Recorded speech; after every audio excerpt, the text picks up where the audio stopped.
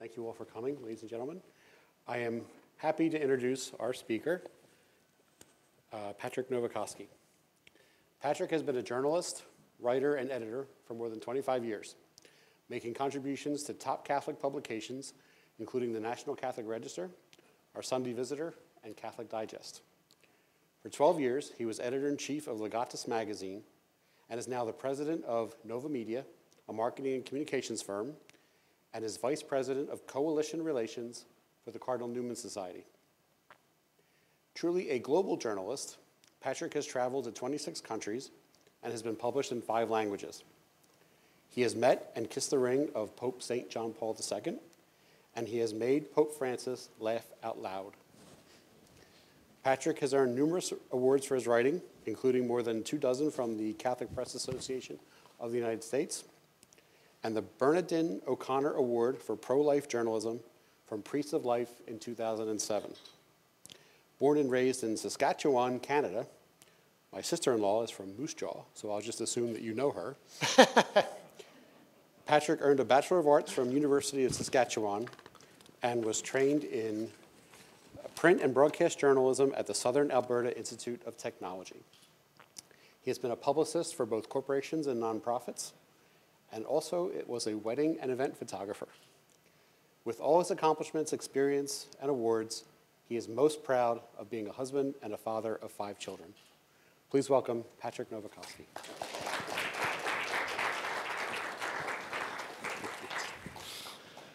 Thank you, Tom.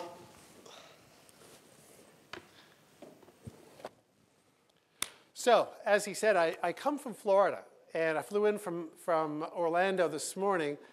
And although this weather you might think is foreign to me, since I grew up in Canada, it's actually very familiar. But during the winter, my siblings don't want to even hear from me at all unless they come to visit, because every time I talk to them, I say, oh yeah, it's in the 80s again. And they're like, yeah, just don't talk to us till spring. So it's great to be here. DeSales Heritage Week is very special, and I'm glad that you came out for this. I typically like to hear speakers who will come out in front of the crowd and they'll talk for a whole hour without notes. And for example, Rick Santorum, who is the former U.S. Senator from Pennsylvania, I've seen him 5 or 6 times. He'll just speak so eloquently for a whole hour without notes. But that isn't this talk. My talk is very detailed, and it's the first time I'm giving this talk as well. I wrote it specifically for you guys, and so I've got a lot of points, and I don't want to miss any, so I'm going to go back to my notes.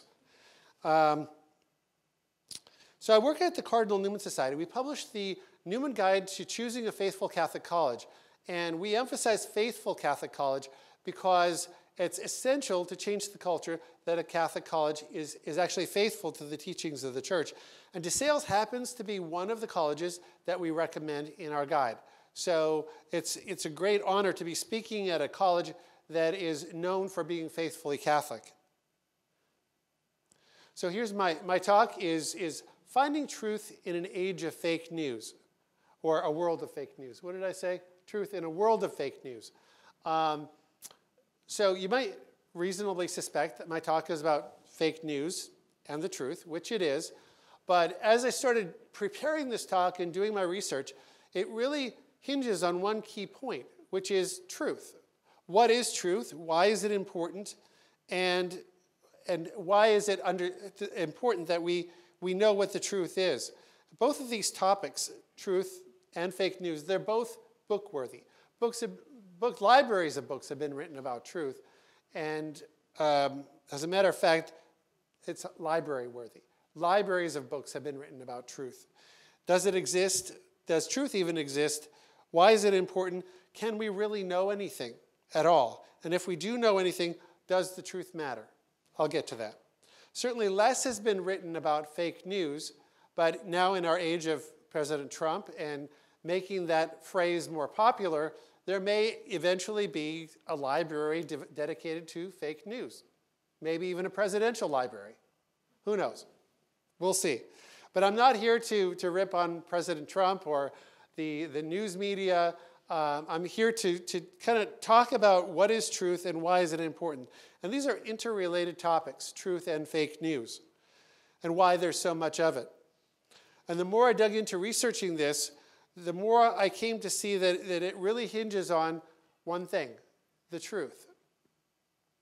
And it seems to be in rare supply these days. But first, let me set the stage. I'm a bit of a news hound. When I'm working, I've got tabs open in my computer all over on the news sites, so I'm monitoring the news constantly. Google News alerts are popping into my inbox, and I'm following them on Facebook and Twitter and trying to stay current of what's happening in the world, even minute by minute, hour by hour. I subscribe to SiriusXM so that I can listen to the news channels and stay up on what's going on. And I've always been that way. As a kid, I was always excited to be the first one to tell the news of what's going on in the world or in my life to other people. So I started as a journalist. I decided to be a journalist when I was in 11th grade because I wanted to be able to communicate the important things to people, that what's going on in the world, but the really stuff that really matters. And it's been 25 years since I finished college. It's hard to believe. 1992 doesn't seem like that long ago to me. But 25 years, 26 years coming up in May since I finished college. And as I've gone through my career, there's one thing that's become very clear to me, that there's a war going on out there. It's a war of ideas. It's a war of ideology. It's a war of the right way to live, the proper way to live, how our society should be conducted. But ultimately, it's a war for souls. And over the past 10 years in our country, we've witnessed an unprecedented attack on religious liberty in our country and a hostility from the government and from the judiciary to people of faith, to people who really hold the truths of our faith very closely. And I'm sure it's no surprise to you, but we live in a very selfish culture, a selfish and hedonistic culture, where people are hostile to the Christian worldview, especially when it comes to morality, and particularly when it comes to sexual morality. Everyone's entitled to their own opinion. Everyone is able to self-identify and have their own truth. I don't know if you saw Oprah Winfrey give a talk at the Golden Globes a couple weeks ago. She talked about speaking your truth. Well, there isn't your truth. There is just the truth. And I'll get to that. But, if you oppose the world's progressive secular nature and agenda, you're labeled a bigot or a hater. And that's just a lie. People who have a different perspective don't hate. We just have a different perspective. And that's not respected. And also, the last acceptable prejudice in the secular culture is the Catholic Church. And this is one thing that I've really pondered really deeply. Why is it that people who preach tolerance are so intolerant of what we believe? So as I've pondered this, I've come to realize that if you remove God from your life, from your relationships, from your family, you remove God from your local area, from your country, then truth, logic, and reason become irrelevant. Truth can be whatever you want it to be. You can self-identify as whatever you want to self-identify as. And you can even self-identify against what is real, against reality. So no matter how much I am convinced that my bottle of water, right here, is a 24-karat bar of gold, it will always be a bottle of water. And if I drink it, and I say I'm drinking pure gold, because that's what I believe it is, it will always be a bottle of water. And no bank in the world is going to accept my deposit, although I wish they would. So a professor at Marquette University, theology professor, his name is Ulrich Lehner, just published a book last fall called God is Not Nice, Rejecting Pop Culture Theology and Discovering the God Worth Living For. Professor Lehner says that he's noticed a lethargy when it comes to everything relating to faith among his students. And I guess that's like saying whatever to faith, God, religion, anything of substance. Lehner believes that this attitude is at least partially because of students' conception of a nice God, which he called part of the, this is quote, a constant temptation to tame the divine. On top of that, he said that for many students, logic or reason is considered oppressive. Imagine that. Logic and reason are oppressive. Isn't that why we're in a university? Isn't that why we're learning? To learn truth? But logic and reason are considered oppressive, and feelings are of paramount importance. So Lehner believes that young people today must be taught that faith and reason are connected. Imagine that. This is his quote. Parents must expose their children to the idea that faith and reason are not enemies. My college students have never heard that. Can you imagine that? For me, growing up in the 80s, to hear that logic and reason, and faith and reason are not enemies. Of course they're not enemies. They go hand in hand. They're tied together completely.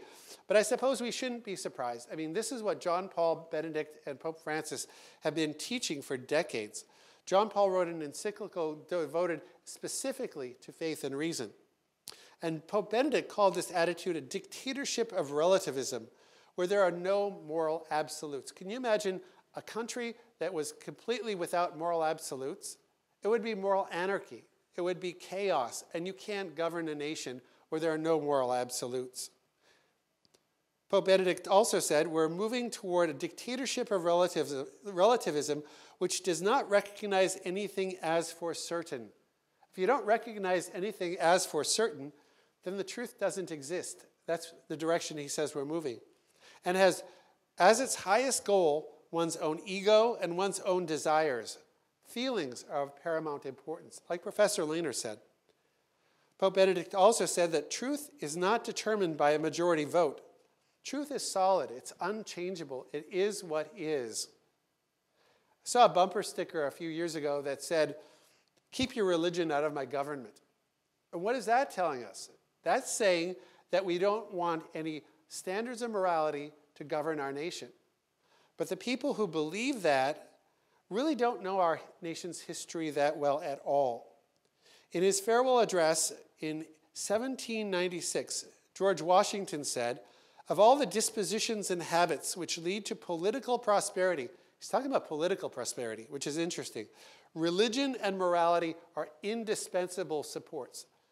Our founders of our country believed absolutely that without a moral nation, that our country can't continue to exist. So we're moving in a very dangerous direction when people don't believe in truth and morality anymore. Whether we like it or not, our nation was founded on the truth. Our founders were men of faith. They were grounded in the truth. So how did we get here? How did we get from being a nation grounded in the truth to being a nation of relativists and people who say, whatever, to religion and truth and faith? My conclusion, and I've thought about this very deeply as well, is that we've stopped asking the basic questions. Who am I? Why do I exist? What does it mean to be a man? What does it mean to be a woman? And what is the meaning of life? Deep questions. And people have stopped asking those questions. And they don't care anymore, but they really should. The Catholic Church is very clear on all of these things, particularly on the meaning of life.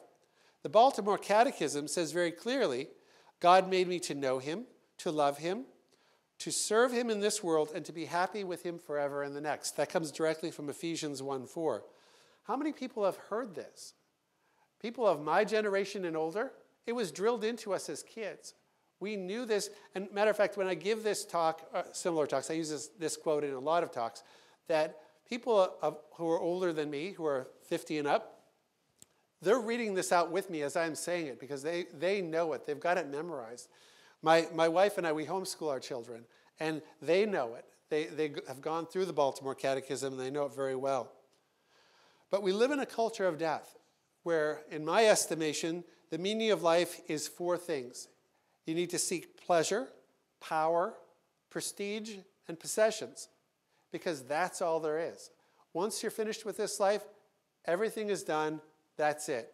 So you go for everything that's going to give you satisfaction in this life, but it only leaves people empty inside.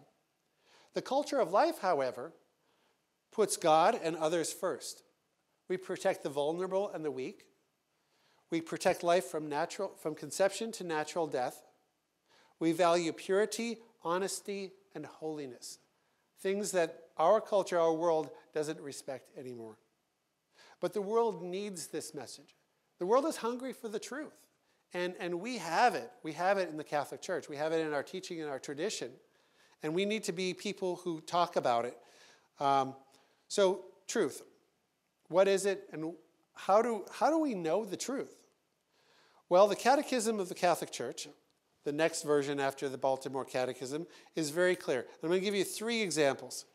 The first one, the Old Testament attests that God is the source of all truth. His word is truth, his law is truth, and since God is true, his people, that's us, we are called to live in the truth. Next one, man tends by nature toward the truth. All men are impelled by their nature and bound by a moral obligation to seek the truth. We need to be seeking the truth, always. Especially religious truth. And they are also bound to adhere to the truth once they come to know it. Once we know the truth, we have to adhere to the truth. Once we deviate from that, we're going to be answerable for it. And live our lives according to the demands of the truth. Now, few people know this, but Aristotle tells us in his Metaphysics that all men by nature desire to know the truth. This seeking of the truth is what intellects are for. Good intellects, that's a well-formed mind, do this excellently and habitually with ease and with pleasure. Now, Aristotle taught this long before Jesus walked the earth, long before our catechism was written, but Aristotle taught essentially what the Catechism of the Catholic Church says. Catechism goes on to say that in Jesus Christ, the whole of God's truth has been made manifest. God has said everything he needs to say to us in the person of Jesus Christ. Jesus Christ is the truth, and to follow Jesus is to live in the spirit of the truth, whom the Father sends in his name and leads us into all truth. Jesus made a very clear promise that he would lead his church, his followers, into all truth. So if we want to know the truth, we need to know Christ. We need to ask the Holy Spirit to lead us into all truth, and he will. Pontius Pilate asked Jesus the ultimate question, quid est veritas? How many people have seen The Passion of the Christ? I'm sure all of you have at least part of it. This scene I thought was one of the most powerful scenes in the entire film. And if you notice, they switch from, Pilate asks Jesus the question in Aramaic. Jesus answers him in Latin. And the conversation carries on in Latin. Of course, Jesus is fluent in every language. So, and then they go on. The following scene is where Pilate is talking to his wife. And he says to her, Claudia, do you recognize the truth when you hear it? And she says, yes, of course. He says, I do not. It's a very telling scene of knowing the truth. And Claudia, his wife, you can see it in the film, was very sympathetic to Jesus. She told her husband, have nothing to do with this man. And that's also in Scripture. It's not just in Mel Gibson's movie. But she recognized the truth. She was very empathetic to Mary and to Jesus and those who are mourning Christ. And Pilate was just being political. But he didn't recognize the truth. It didn't resonate for him. He didn't understand the truth. So why don't we recognize the truth? Why doesn't our culture recognize the truth? It's a very easy answer to that. There's someone who doesn't want us to know the truth. And he's called the deceiver. Remember I said earlier that we're at war. And every warrior knows this phrase, know thy enemy. Our enemy is not the drug dealer, it's not the jihadist, it's not the pro-abortion politician, it's not even the abortionist. St. Paul tells Ephesians that our fight is not against flesh and blood, but against the powers of this present darkness. We can't fight those powers alone, nor should we even try. We first must be transformed by God's grace. Then God becomes active in us and works through us and counters the work of the devil. The bottom line here is to know truth, we need to know Jesus Christ because he is the truth. So I've touched on truth. Since Jesus is truth, you can be assured that he would want nothing to do with fake news. But what is fake news? Here's a definition that resonates with me. I got this from the Cambridge Dictionary.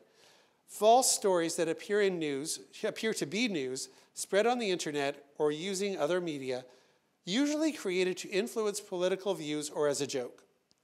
So if we're using social media, we need to be very careful that what we're spreading is true, authenticated. And I've been victim to this so many times. And I'm getting better at it, though, to double check things that, especially the things that kind of seem suspicious or come from sources that I'm not familiar with, that if it doesn't seem quite right. For example, I saw this one just yesterday. It was Pope Francis, and he was dancing the merengue at like a dance or something. And I thought, wow, Pope Francis can really cut the rug. You know, he's really moving out there. And this is a guy that looked like him, was dressed like him, and kind of about the same age as him. But then I found out that it was just an actor, and it really wasn't him. Pope Francis has a bad hip, so I don't think he would really be dancing.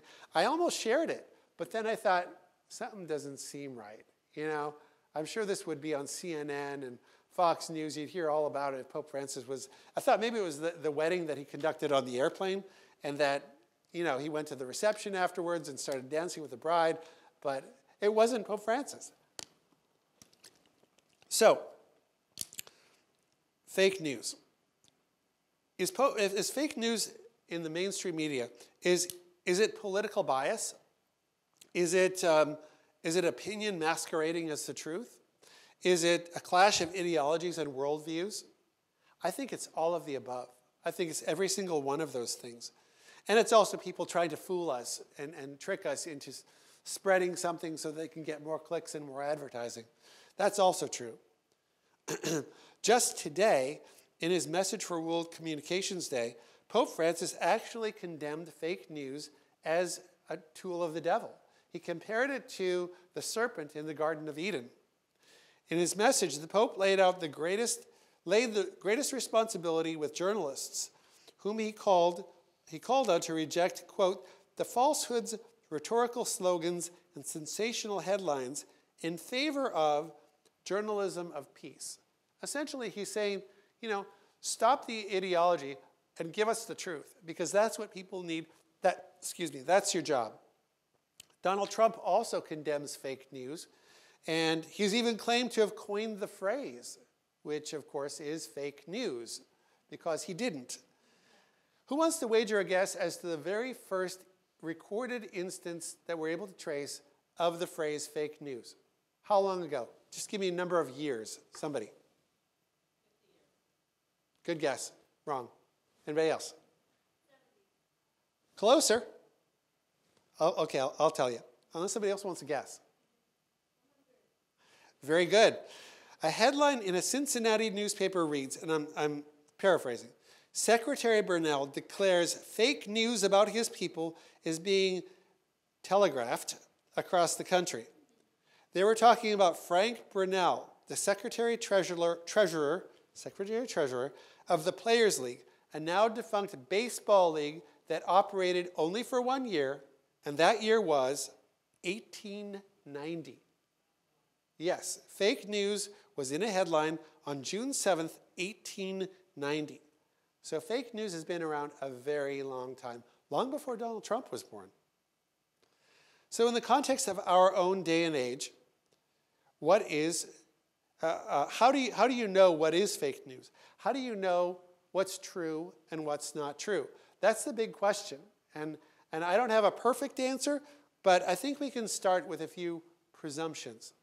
So, for example, I self-identify as a straight, white, 40-something male, a practicing Catholic. That's how I self-identify, which actually corresponds to the truth. Therefore, it is safe for you to presume that I'm married, have children, I go to Mass on Sundays, and from the way I'm dressed and the way I speak, you could probably presume that I'm educated. Of course, you know that because he told you. That I have a job, which he told you, and that I like Johnny Walker Black. You could presume that, even though I like rum better than Johnny Walker. And 9 times out of 10, if you presume those things, you would be right. And since we're talking about fake news, if you meet someone from the mainstream media, say CNN, USA Today, CBS, NBC, all of those, even Fox News, you could rightly presume that they are white, upper middle class, opinionated, somewhat educated, not at all religious, socially and politically liberal, and vote Democrat. And 9 times out of 10 or more, you would be right. Last April, Politico published its annual poll of the White House press corps asking their thoughts and opinions on covering the Trump administration. Of the 63 people surveyed, 3 of them self-identified as Republicans, just 3. 5% Republican, 5% other, 16% Democrat, 37% independent, and 37% non-registered. In 2016, 0 of the 72 members surveyed were actually Republican. So this is the White House press corps. In December, the Pew Research Center reported that the media's coverage of President Trump in his first 6 months was more than 3 times more critical than the first 6 months of President Obama and twice that of President Bush and President Clinton. And there it is. Coverage of Trump was 62% negative. By comparison, Obama's was just 20% negative. Here are the stats. So, far more negative for President Trump than Obama, Bush, or Clinton. Massively so. And just last week, the Media Research Center reported that news coverage of President Trump since his first 6 months has grown increasingly hostile, especially for a new president in his first year, which they call the honeymoon year, which actually wasn't so much of a honeymoon. 90% negative versus 10% positive. And they filtered out the ones, the news stories that were neutral. So 90% of the news coverage about President Trump was negative. And last October, a political poll said that nearly half of voters, 46%, believe that the news media fabricate stories about Trump and his administration. Only 37% believe that the news media do not fabricate stories, and the remaining 17% were undecided. Earlier this month, the Pew Research Center surveyed media consumption in 38 nations. So it was a worldwide survey. And now, coming back to our country, in that particular survey, Americans on both sides of the aisle say that the media does a poor job of covering politics fairly, a very poor job. Trump supporters believe the media is doing a worse job covering politics than the supporters of any other political figure on the planet in all those 38 countries. 21% of Trump supporters and Republicans believe the media is fair. 21%. I think that's kind of high, actually. And 55 of those people that don't back Trump, 55% say the media is fair. So even of people who don't support the president, half of them say the media is not fair, which is very telling. In October of, In October of 2016, so just over a year ago, the Center for Public Integrity did an analysis of campaign spending, the 2016 campaign. And it showed that journalists gave hundreds of thousands of dollars to Hillary Clinton, the Democratic presidential nominee.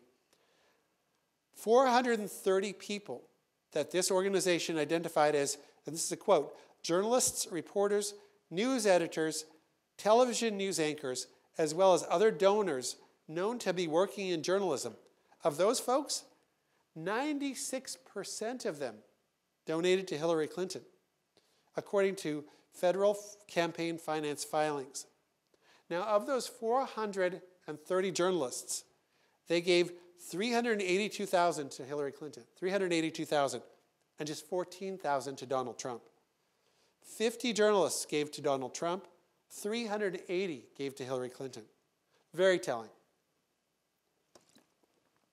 Last thing on this subject, and I'll move on to another subject. The last thing, Howard Kurtz, the Fox News political analyst, has a new book coming out. This is coming out in 5 days.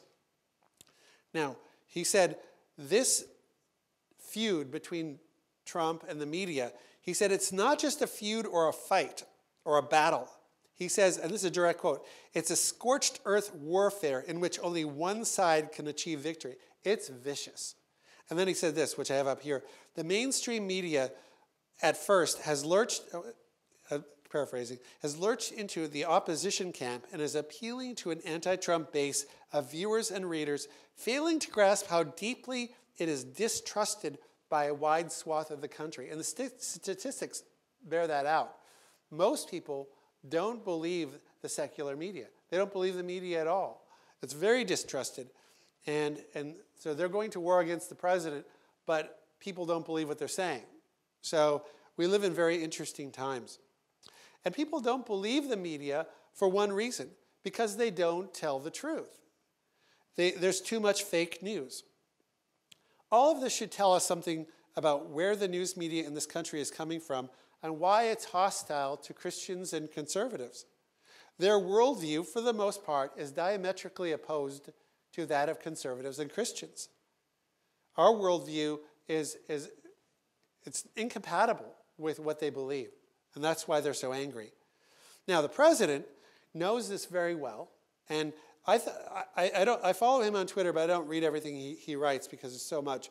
But I like this one because it says, I use social media not because I like to, but because it's the only way to fight a very dishonest and unfair press, now often referred to as fake news media. Phony and non-existent sources are being used more often than ever. More stories and reports are pure fiction. And for the most part, he's right. I mean, he's really tapped into what the American public believes, that the news media is not telling us the truth. They're putting a political spin on everything, and they're just simply not honest. Not that the president always gets it right either. He's certainly to blame for a share of negative stuff based on his own tweets and his own comments, which aren't always accurate. But as my friend Razor pointed out last week, you know a Republican is in the White House when Apple announces a commitment to the economy of $350 billion, 20,000 new jobs. North and South Korea are talking, the Dow closes above 26,000, and the news media is focused like a laser on the president's weight. That is the headline, not the real news, not the truth. So they're spinning things, and they're omitting the things that they need to be telling us and de-emphasizing that and focusing on things that are irrelevant because they know that he's succeeding in these things, but they don't want to tell us about it because then we might actually want to vote for him again or something else. But another example. Last week in Washington, D.C., 100,000, mostly very young people, marched for life in Washington, D.C. The big three networks, CBS, NBC, ABC, in their nightly news, gave this massive march 2 minutes and 6 seconds of airtime. Now, I'm not sure how much they gave the Women's March this past weekend, but you can count on it being substantially more, even though the crowd was substantially less. I was there for a part of it, but one of my friends was there for the Women's March, just to kind of see it. He hung around after the March for Life. And he said, there are more people here left over from the March for Life at the Women's March than there were people marching in the Women's March. So that's really telling. It's the biggest annual civil rights march on the planet, and the media all but ignored it. It doesn't exist because it doesn't fit their narrative. So it's safe to assume a liberal secular bias from the top to the bottom of the secular news media. It's also pretty obvious from what I've explained that journalists and politicians have they have trouble with the truth. They have a real problem with it. And they have trouble getting it right because they put politics ahead of reality. They put politics ahead of everything. And that could explain why our nation is so divided, why it's so polarized right now. And we know that culture leads politics. And what I mean by that, for example, is that if we lived in a purely Christian culture, that we would never tolerate politicians that play fast and easy with the truth. We would elect people who are like-minded who would represent us. So culture leads politics. And And what I'm getting to is that we actually get the leaders that we deserve.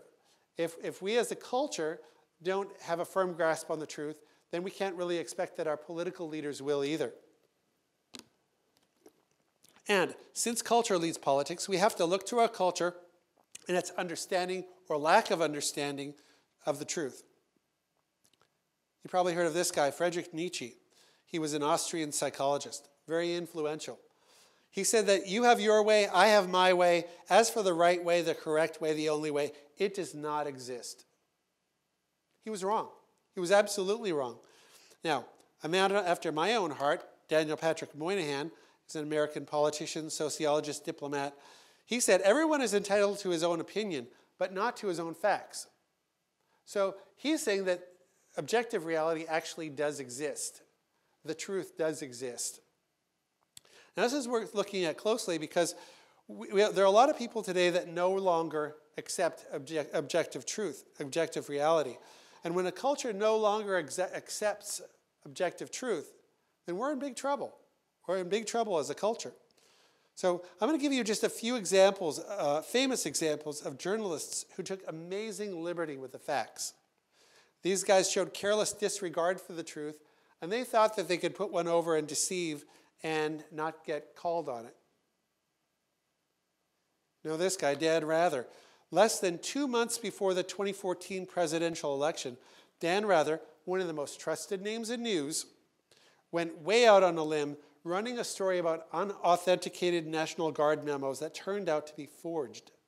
These memos were falsely attributed to President Bush's commander, Lieutenant Colonel Jerry Killian, suggested that when President Bush was in the National Guard, he disobeyed direct orders, and that the Bush family, who was very influential, had exaggerated President Bush's service in the National Guard.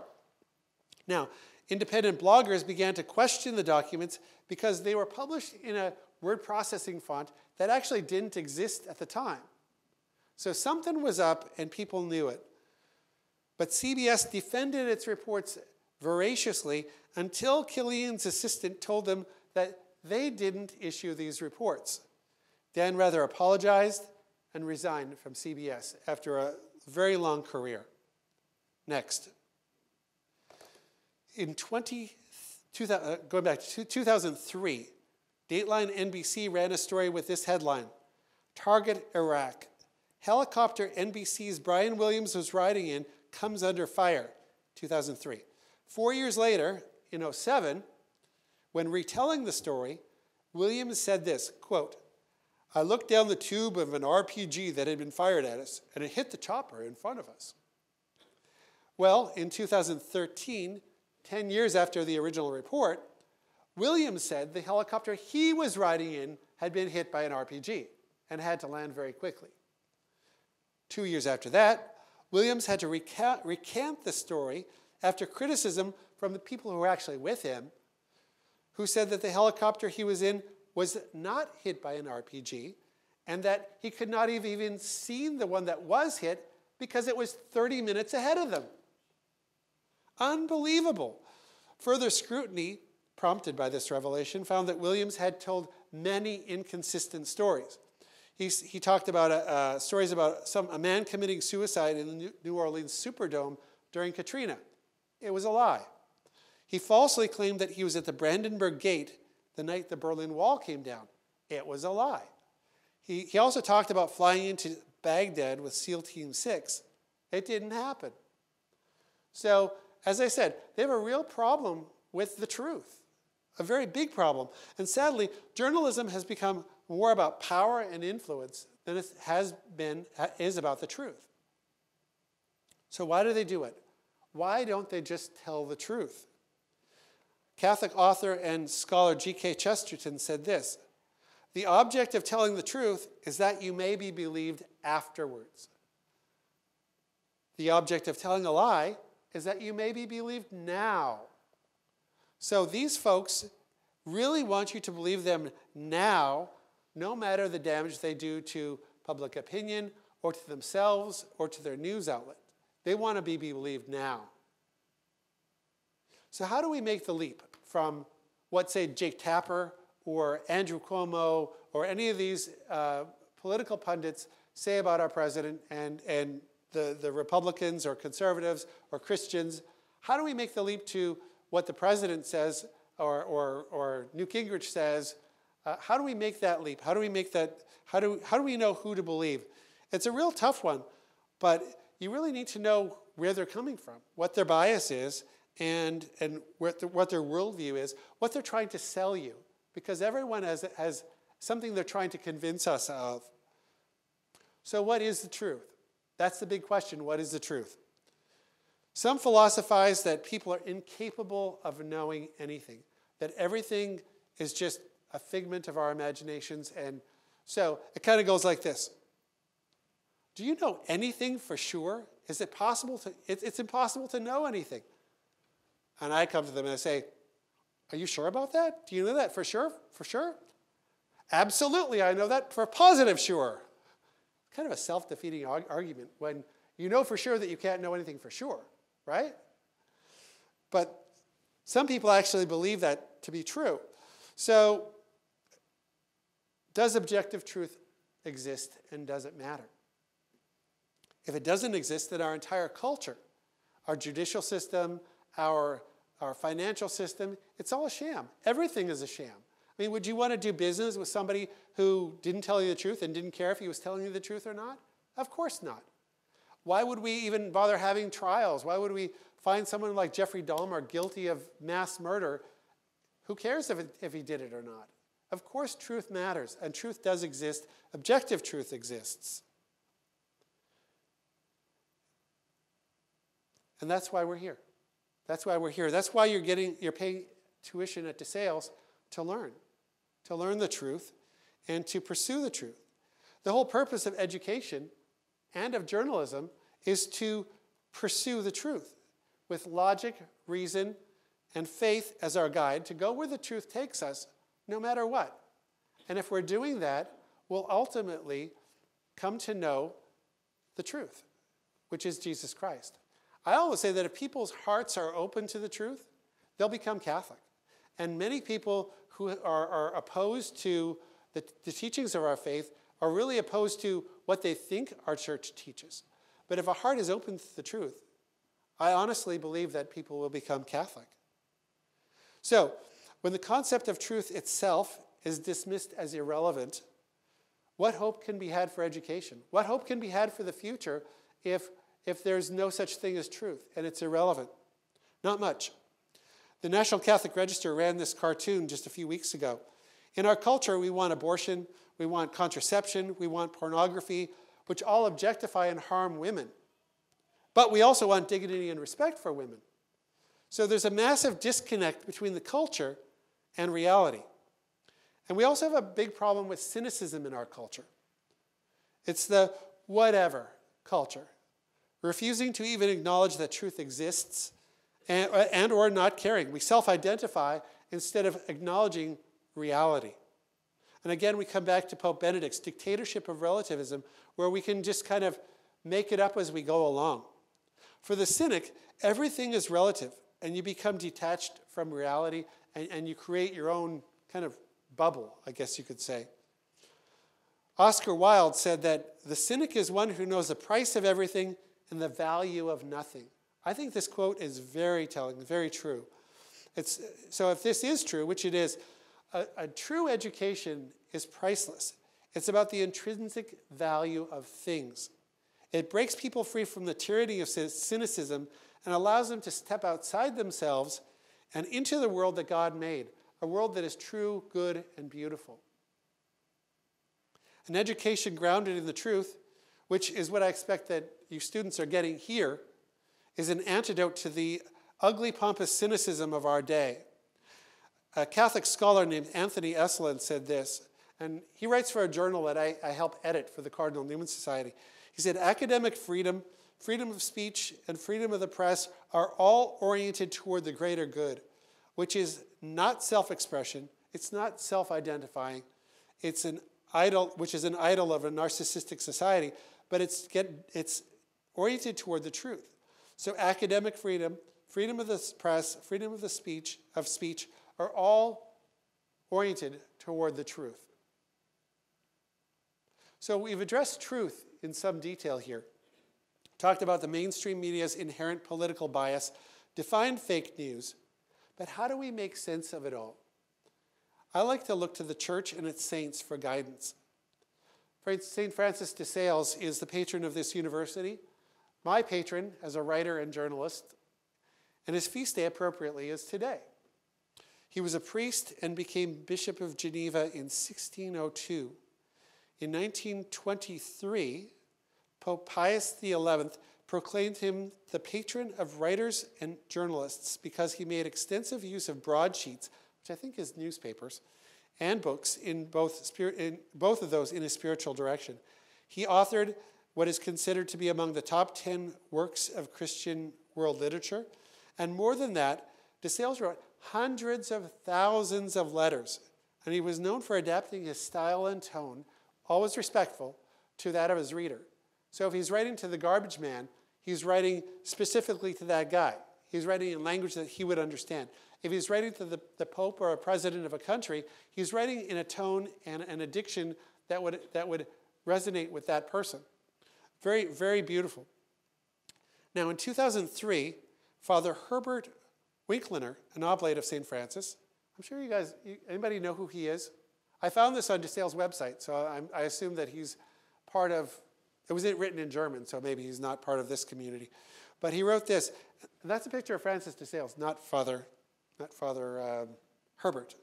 Francis de Sales, who is dedicated to the truth in all his writings, and I love that, dedicated to the truth in all his writings, can serve as a model precisely in our pluralistic society in which headlines are sought which will increase profits, whether those headlines correspond to the truth or not. So, Francis de Sales was linking fake news and the truth, which is exactly the topic today. So, in summary, let me leave you with 3 key points. First of all, there is no impartial news media. And if that's the only thing you get from today, then we have success. There's no impartial anything. There's no impartial anyone, as a matter of fact. Everyone has an agenda. Everyone is trying to sell you something, good or bad. They're trying to convince you of something. So the news media wants you to be a secular liberal without God, who is our hope. Your friends are not impartial either. They want you to feel loved. A true friend wants you to feel loved and to know that you are loved and valuable. And that's not a bad thing to be buying or selling.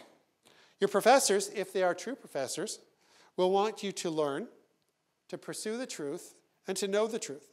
They will want you to live for the truth and to embrace the truth. That's what a professor does. Second point, Jesus is the truth.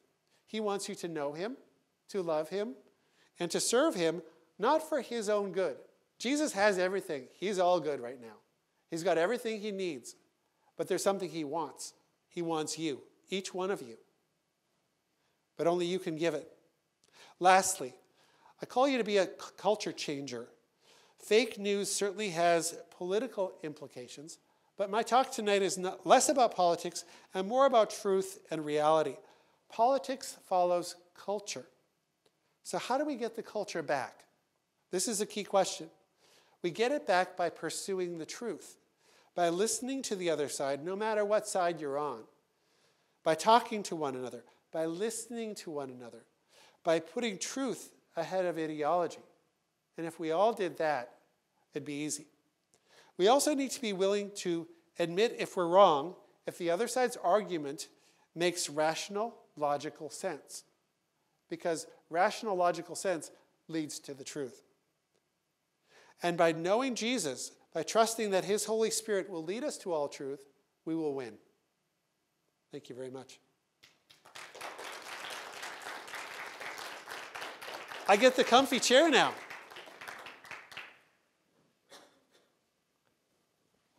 Thank you, Patrick. That was very excellent. We will now move to the second part of our evening. This is a conversation. This is a town hall discussion. We will open the floor for questions, although I'm going to pull the host card and ask the first question. What was the joke that made Pope Francis laugh? Was it a knock-knock joke or Three Stooges or? Well, I'll set the scene for you.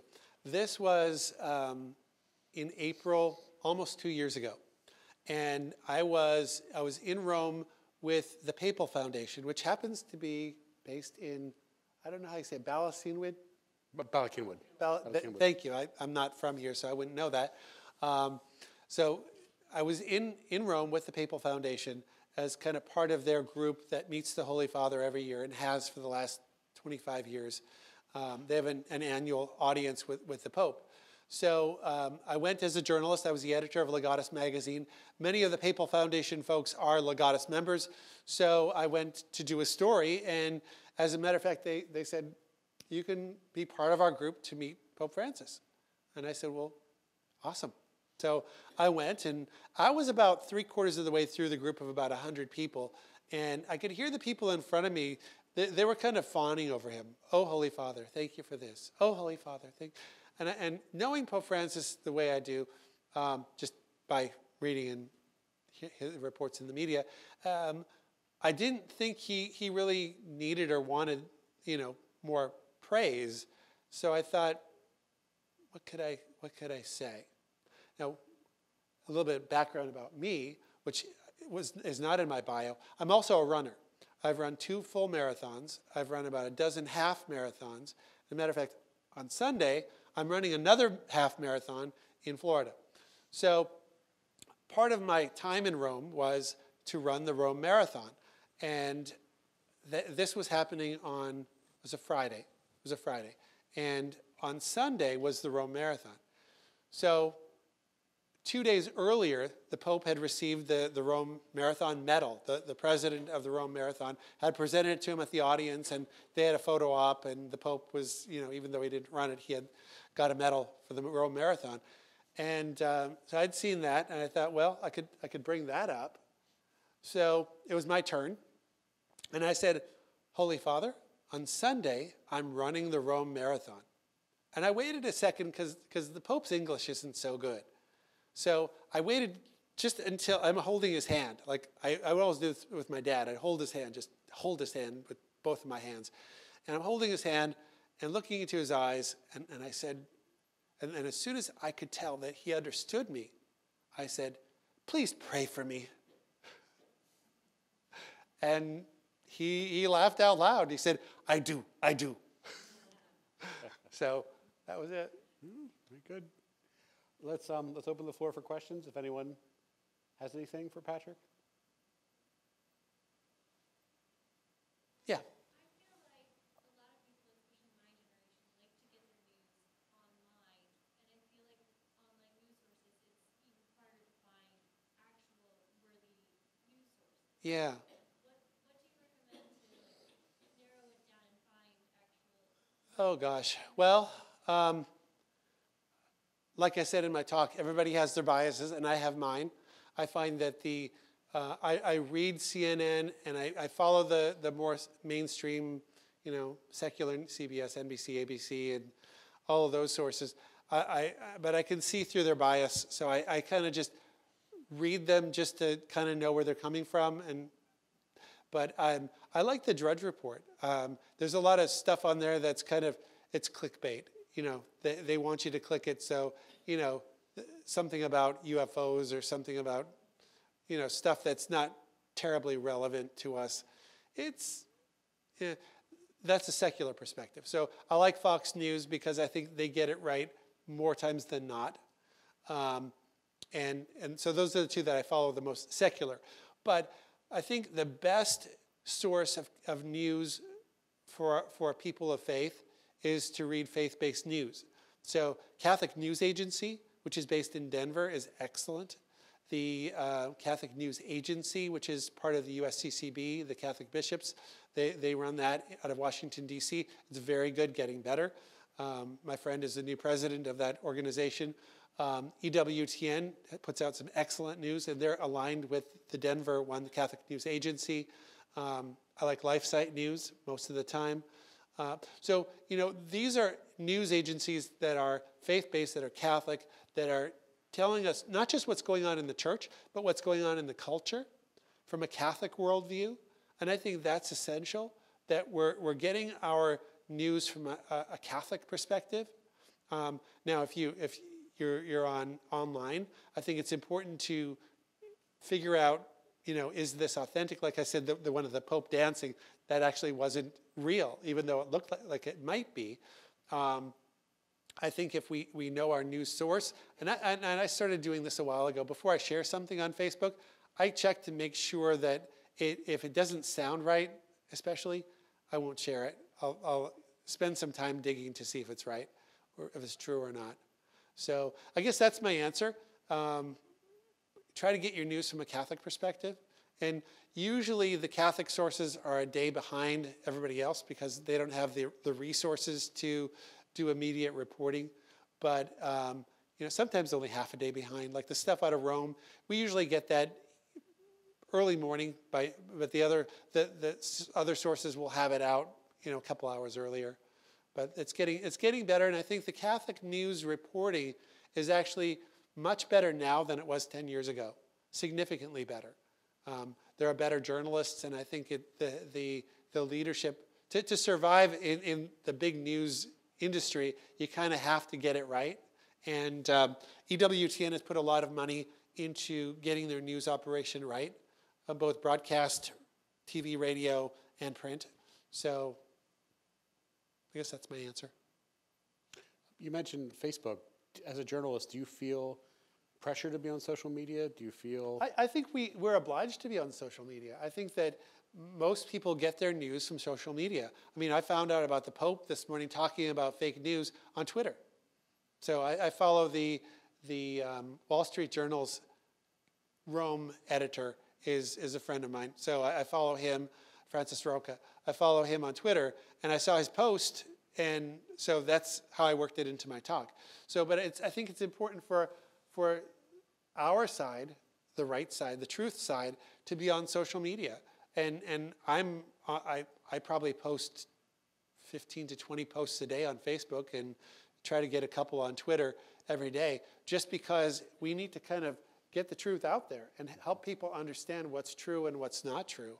And if we're failing, then the other side is going to spread more disinformation than and like I said, it's a war for souls and a war for truth, and we need to be on the side of truth and getting to people where they're at. So, yeah. Please. Yeah. Not that I disagree with what you're saying, but is there a better way to go about compromising the other side, per se, in any perspective? Okay. Than talking about how this is the right way. I know even if I may agree with what you say, that sounds a little bit pretentious to me. Yeah, I suppose so. But I mean, if we know something to be true, then that is the right side. And if there's a side that disbelieves that truth, then it really is the other side. And it may sound pretentious, but I think we need to be bold and say, this is true. And if something isn't true, and if we get it wrong, I think we need to be humble enough to say, we got it wrong. And I think the examples that I gave, Dan Rather and Brian Williams, they admitted they were wrong when they got caught, but as their lies got spun and spun and spun, they knew what was right and what was wrong. And they continued to perpetuate those lies even though they knew they weren't. So, I think it's a good point. It does sound pretentious, and maybe there's better language, but if you know for a fact something is true, then I think we need to be bold about proclaiming that.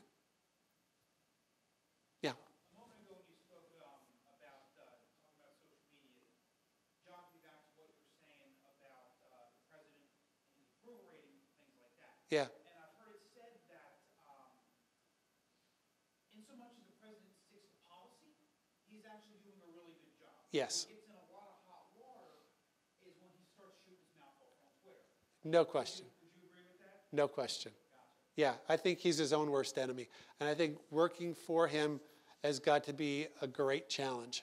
But then again, most presidents, it is a great challenge. There's always been a high turnover rate in the staff working for a president. If anybody can stick around for 2 years, that's an accomplishment, especially if you're in the communication staff. Because, Trump is He's doing things different than, I mean, Obama ran 2 really excellent campaigns from a political perspective. Excellent campaigns, and got himself elected twice. Trump ran a very different campaign against a very hostile media. I always said that if the media had treated McCain and Obama the same, that we probably would have had a President McCain. Probably. But they didn't treat them the same. And the same thing with Romney. I think if they would have treated them the same, Romney probably would have gotten elected. Probably. Now, we have a very hostile media to, as I said, to the conservative Christian worldview. But President Trump doesn't help himself very much. At times he does. At times he's doing something right because he's accomplishing a lot of things despite some of the things that he says and does that make even people that support him scratch their heads. Yes? In this day and age, you said you trained as a journalist. Yeah. Back in the day, when I was also Back in the 90s. in school. Yeah, you learned different things back then. Today's day and age, now anybody can be a journalist, and anybody can publish news. Right. What should universities be doing to train the next crop of journalists, or has that ship already sailed? Oh, great question. Well, I think, as I said through my talk, that we need to be grounded in truth, and that I think the problem is that journalism has become more about ideology than it is about truth. So I think it's an industry problem as well as a training problem, but I think media literacy needs to be taught as part of the journalism program, that especially in Catholic universities where students come to know that there is a great bias out there in the media itself, and that people that are hiring in the media are looking for people of a certain ideology for the most part, and there are always exceptions. But media literacy I think is big, and I think also from a Catholic perspective that grounding in the truth and knowing that the truth it needs to trump ideology. And I think even as Catholics, I think that truth is more important than anything else. And if we're pursuing truth, then we'll come to the right conclusion. Please, anyone else?